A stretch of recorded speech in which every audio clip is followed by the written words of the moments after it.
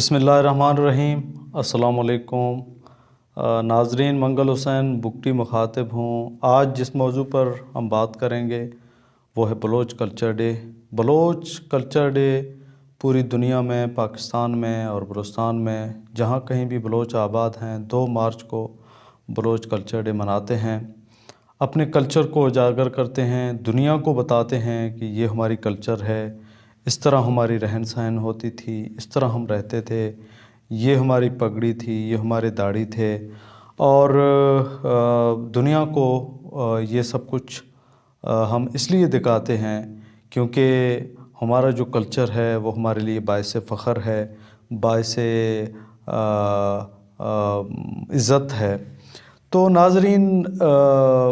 بجائے میں سمجھتا ہوں کہ سال میں ایک مرتبہ بلوچ کلچر ڈے منانے کے ہم اپنی زندگیوں میں، ہم اپنی جیون میں مستقل طور پر اگر اپنی کلچر کو، اپنی روایات کو ڈھالیں، اگر ہم اپنی روایات کو مستقل طور پر اپنا لیں تو میں سمجھتا ہوں کہ ہمیں دنیا کی کوئی بھی قوم ہمیں کسی بھی محاذ پر، کسی بھی لیول پر، کسی بھی مثبت کام پر شکست نہیں دے سکتا۔ بلوچ نے ہمیشہ اپنی روایات کو برقرار رکھتے ہوئے،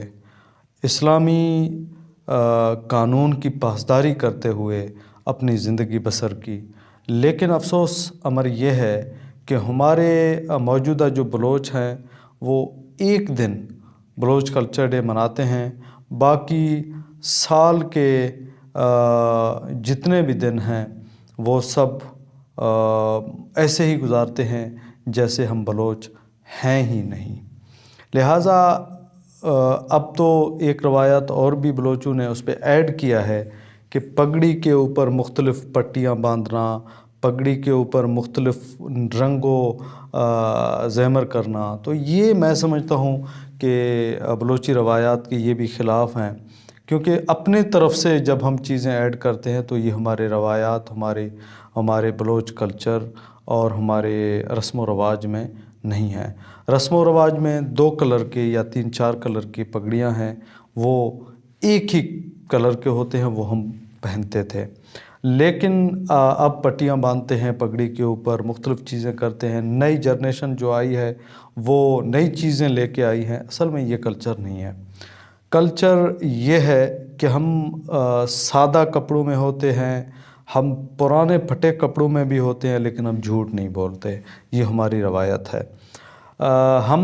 جس حالت میں بھی ہوتے ہیں اللہ کا شکر ادا کرتے ہیں، ہم کبھی ناانصافی نہیں کرتے کسی کے ساتھ ہم کبھی زیادتی نہیں کرتے، ہم اپنے پڑوسی کا خیال کرتے ہیں،